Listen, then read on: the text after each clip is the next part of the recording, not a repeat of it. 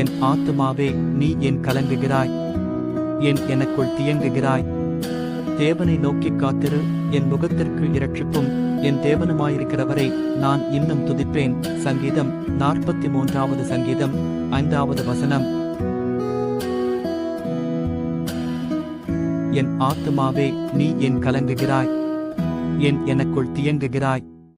தேவனை நோக்கிக் காத்திரு, என் முகத்திற்கு இரட்சிப்பும் என் தேவனுமாயிருக்கிறவரை நான் இன்னும் துதிப்பேன். சங்கீதம் 43 சங்கீதம் 5 வசனம்.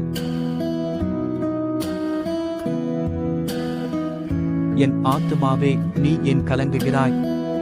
ஏன் எனக்குள் தியங்குகிறாய்?